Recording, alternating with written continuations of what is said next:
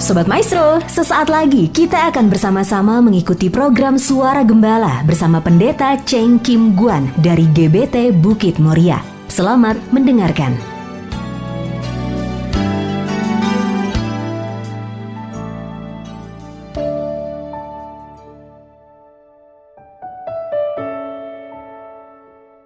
Shalom, Ibu Bapak Sobat Maestro dimanapun berada. Kembali melalui program Suara Gembala, saya Pendeta Cheng Kim Guan kembali menjumpai dan menyapa Sobat Maestro untuk kita sama-sama masuk dalam perenungan firman Tuhan yang akan kita awali terlebih dahulu dengan doa. Kembali kami menghadap tahta anugerah-Mu ya Bapa.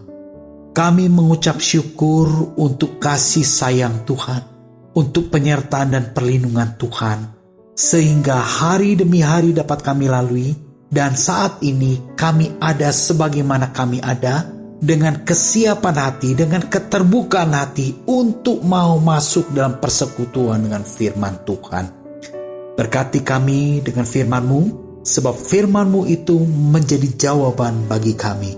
Firman-Mu menjadi landasan iman pengharapan kami, dan melalui firman-Mu kami mengenal apa yang harus kami lakukan, bagaimana kami harus bertindak dan melangkah sesuai dengan tuntunan dan hikmat yang daripada Tuhan. Dari sebab itu biarlah Allah Roh Kudus mengurapi, memberkati kami semua dengan hikmat dan urapan Roh Kudus. Terlebih Tuhan sucikan, kuduskan, layakkan hamba-Mu untuk menyampaikan pesan kebenaran firman-Mu yang memberkati kami semua. Berbicara ya Bapa, melalui hamba-Mu, kami semua siap untuk menerima kebenaran firman-Mu. Dalam nama Tuhan Yesus Kristus sama panjatkan peralaskan segala doa ini. Haleluya. Amin. Shalom Sobat Maestro terkasih di dalam Tuhan. Kita akan sama-sama merenungkan satu judul perenungan firman Tuhan, yaitu nasihat untuk membangun kesatuan. Nasihat untuk membangun kesatuan. Kesatuan ini perlu dibangun, dan memang tidak mudah membangun kesatuan. Karena roh kegelapan, penguasa kegelapan, cenderung untuk memecah belah, mencerai-beraikan. Tetapi kita akan melihat bagaimana rahasianya, dan apa yang disampaikan oleh Rasul Paulus sebagai satu ungkapan nasihat agar kita dapat membangun kesatuan. Puji syukur kepada Tuhan. Kita akan lihat di dalam surat Efesus 2 ayatnya yang pertama. Kiat-kiat atau cara untuk membangun kesatuan. Di dalam Efesus 2 ayat yang pertama. Jadi karena dalam Kristus ada nasihat, ada penghiburan kasih, ada persekutuan roh, ada kasih mesra dan belas kasihan. Filipi 2 ayat 2, karena itu sempurnakanlah sukacitaku dengan ini. Hendaklah kamu sehati sepikir, dalam satu kasih, satu jiwa, satu tujuan. Di dalam kedua ayat ini, Rasul Paulus memesankan, menyampaikan pesan kepada jemaat Filipi khususnya, yaitu pertama-tama, sadarlah hei orang-orang Filipi, bahwa di dalam Kristus ada nasihat. Di dalam Kristus ada nasihat, ada tuntunan, ada hikmat yang sangat diperlukan. Nasihat yang disertai dengan penghiburan kasih. Ada persekutuan roh, ada kasih mesra dan belas kasih. Rasul Paulus juga katakan di dalam Filipi 2 ayat yang kedua, karena itu sempurnakanlah sukacitaku dengan ini. Apa sih yang menjadi sukacita daripada Rasul Paulus melihat jemaat di Filipi? Hendaklah kamu sehati sepikir, dalam satu kasih, satu jiwa, satu tujuan. Nah, inilah yang diperingatkan sebagai nasihat oleh Paulus kepada jemaat di Filipi. Karena perlu diciptakan kesehatian. Mengapa nasihat ini ada? Karena Karena di Filipi cenderung ada perpecahan, cenderung ada pertikaian. Untuk mengatasi perselisihan, untuk menghindari perceraian, ya perlu dinasihati supaya pribadi demi pribadi dapat membangun kesehatian. Persatuan mulai dibangun dengan sehati sepikir.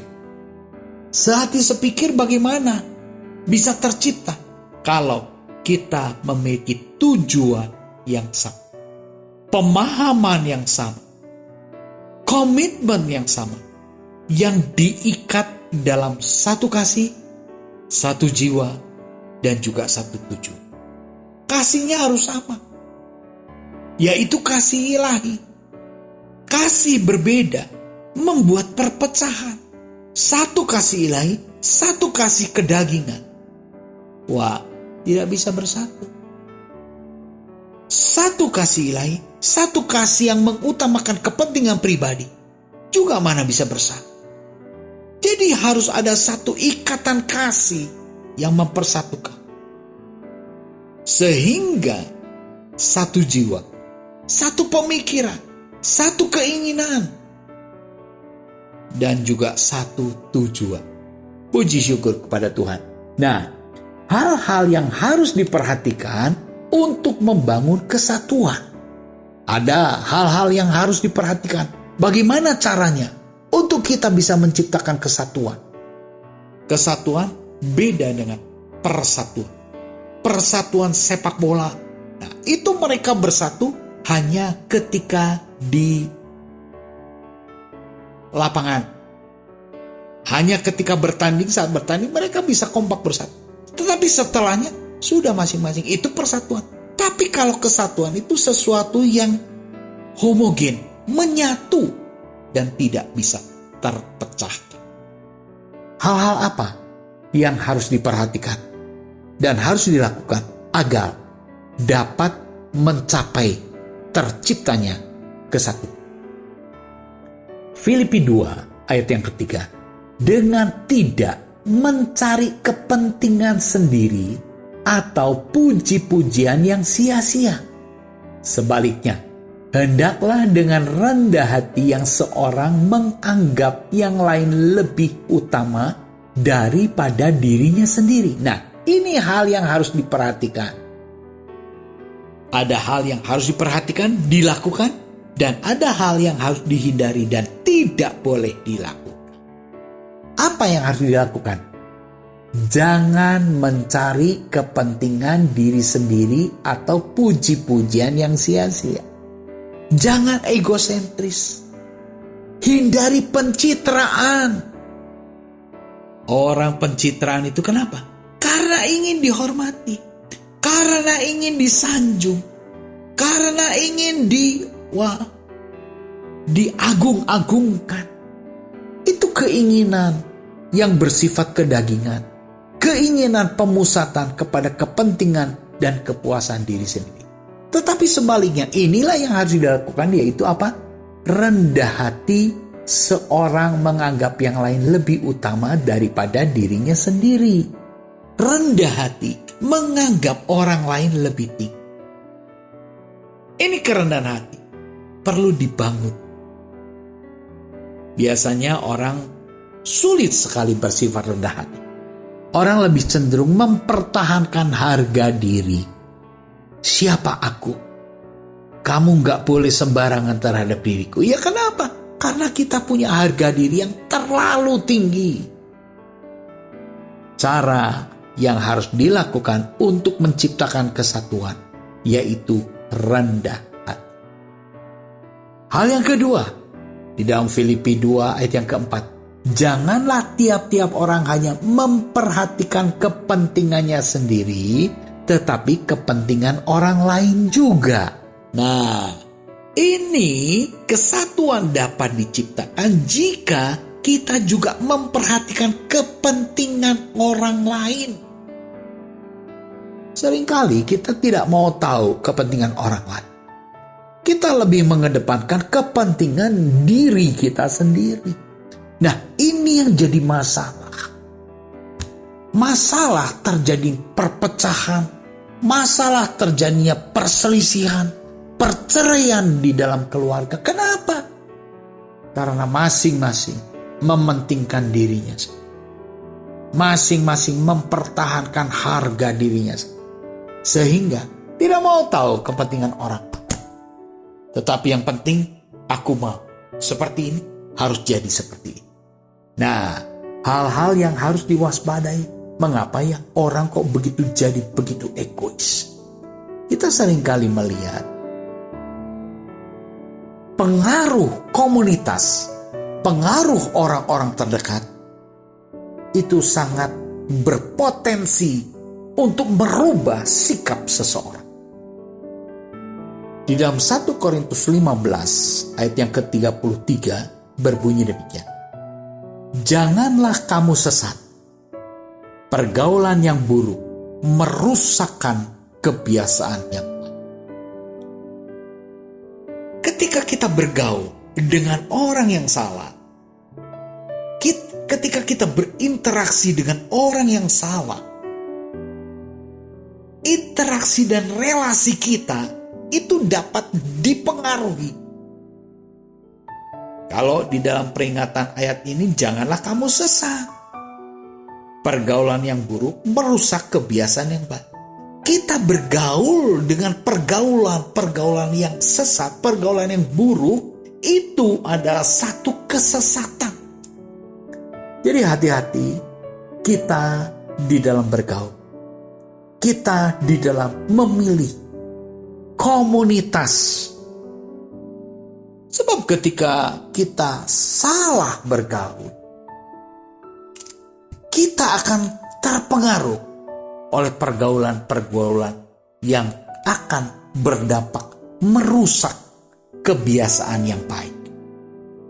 Di dalam firman Tuhan ada satu contoh, ya, seorang anak bungsu. Anak bungsu itu karena pergaulannya salah. Apa yang terjadi? Dia minta haknya, dia minta warisannya. Dia begitu bersikap kurang ajar terhadap orang tuanya. Sekalipun orang tuanya masih hidup, tetapi karena pergaulan yang merusak, maka anak bungsu itu demikian beraninya dia meminta hak waris daripada orang tua. Haknya diminta sepenuhnya. Untuk apa?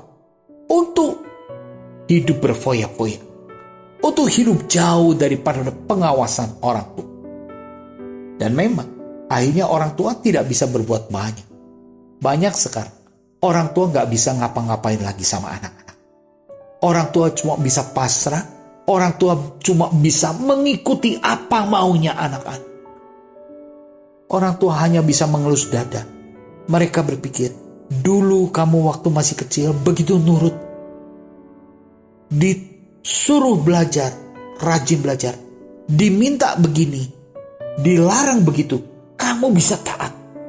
Tetapi kenapa sekarang kamu kok jadi kurang ajar dan susah diajar? Ini banyak orang tua mengalami masalah dengan anak-anaknya. Anak kandungnya sendiri loh. Mereka jadi mengalami kesulitan. Mengapa? Di dalam keluarga seharusnya terjadi relasi yang harmonis. Tetapi pada kenyataannya, orang tua sudah kalah. Memang zaman ini zaman sudah modern. Cara berkomunikasi dengan anak-anak remaja, anak-anak milenial zaman sekarang ini tidaklah mudah. Mereka jauh lebih berpengetahuan, jauh lebih pintar. Tetapi orang tua jauh lebih punya pengalaman. Nah, seringkali menjadi satu gap, terjadi gap yang besar. Kenapa terjadi demikian? Kalau selidik punya selidik, oh ternyata anakku sudah bergaul seperti apa? Aku kurang perhatikan. Anakku sudah kemasukan, kerasukan, karakteristik yang buruk Sehingga kebiasaan yang sudah ditanamkan dari kecil, kebiasaan yang baik, itu menjadi rusak. Nah, bagaimana yang dialami juga oleh anak bungsu itu? Ketika anak bungsu itu mengalami penderitaan, kita lihat di dalam Lukas 15 ayat yang ke-20. Setelah anak bungsu itu mengalami satu kerusakan, kemerosotan, penderitaan karena uangnya habis, karena penderitaan melanda di dalam pribadi. Lalu dikatakan di dalam Lukas 15 ayat 20, maka bangkitlah ia dan pergi kepada bapa. Setelah tidak ada jadwal, penderitaan begitu menyesakan, baru anak itu sadar, bangkit dan kembali kepada bapa. Bagaimana respon bapa? Ketika ia masih jauh, ketika anak itu masih jauh, ayahnya telah melihatnya. Lalu tergeraklah hatinya oleh belas kasihan. Ayahnya itu berlari mendapatkan dia, lalu merangkul dan mencium dia. Ada seorang ayah, hati bapa, yang begitu sabar menanti, karena dia yakin, sekali waktu anakku sekalipun sekarang lagi kurang ajar, lagi memberontak, ayah itu tetap menanti kedatangan anak. Sehingga ketika dari jauh, ayah melihat anaknya yang sudah berubah rupa, tetapi masih dikenali oleh ayah. Karena apa? Ayahnya begitu mengasihi. Dan dikatakan, lalu tergeraklah hatinya oleh belas kasih. Ibu bapak saudara terkasih, apa yang membuat sang ayah kembali menerima anak itu?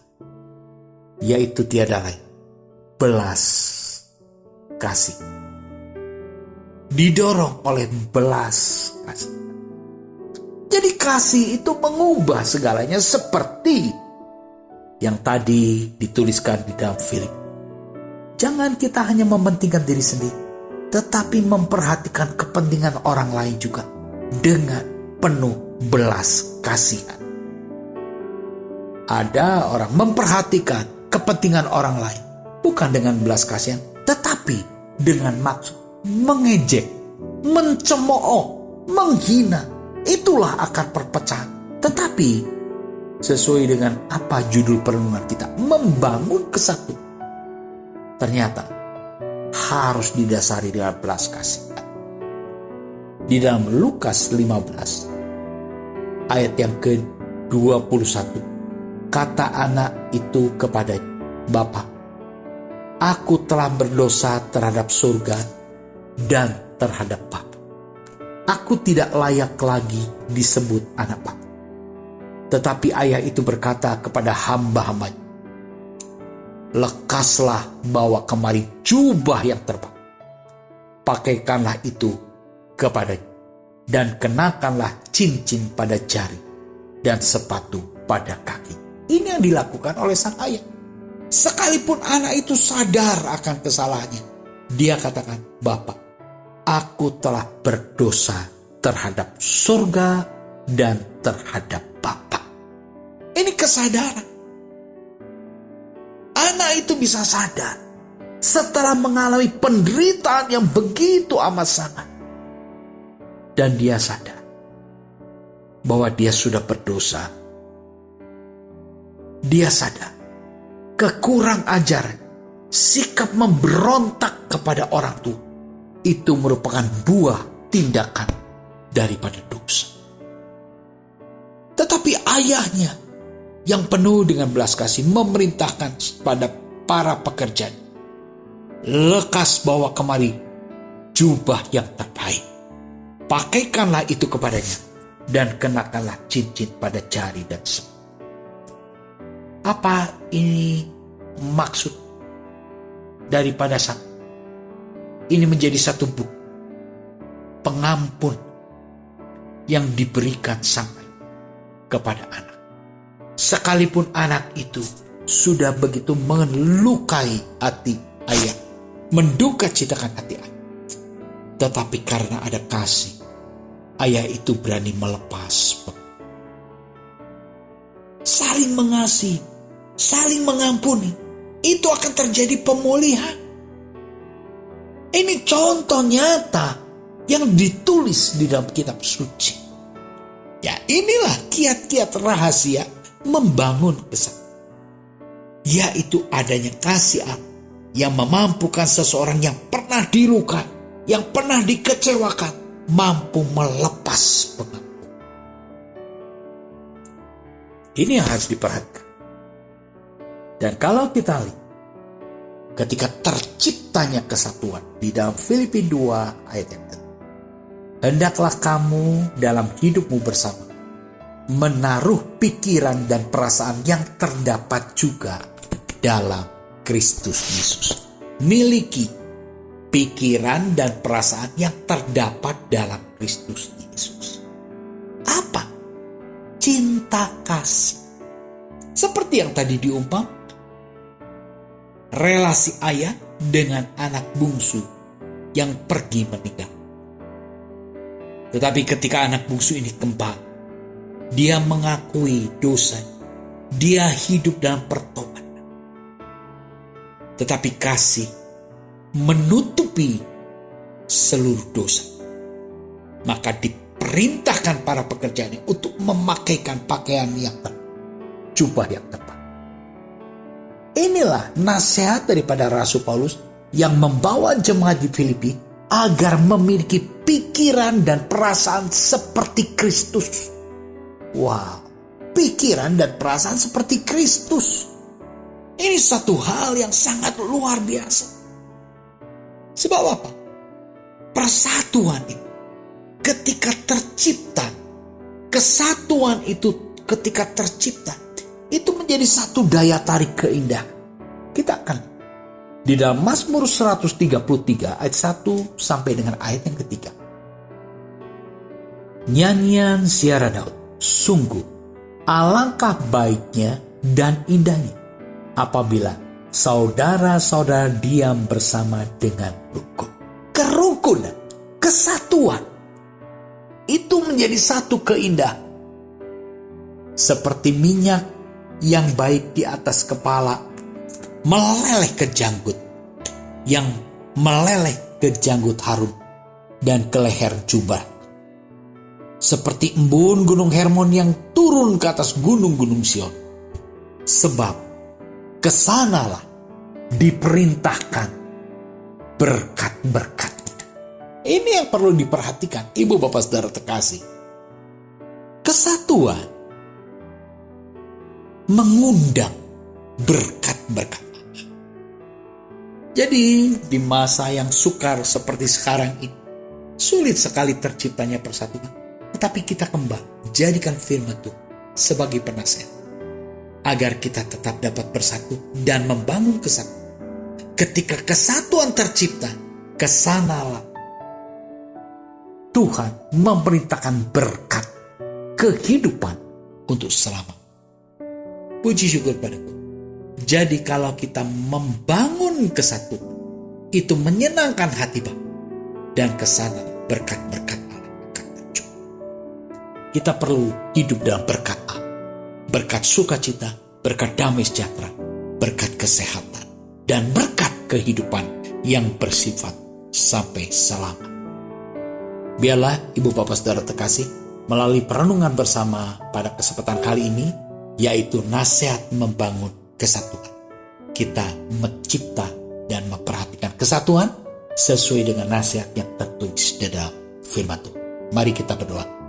Terima kasih Tuhan untuk beberapa ayat firman-Mu yang memandu kami, menolong kami, menciptakan kesatuan. Biarlah kami dapat bersatu, sehati sepikir di dalam ikatan cinta kasih yang daripada Tuhan. Terima kasih untuk berkat firman-Mu. Dalam nama Tuhan Yesus Kristus, hamba panjatkan peralaskan segala doa. Haleluya. Amin. Shalom Sobat Maestro terkasih, Tuhan memberkati kita semua. Amin.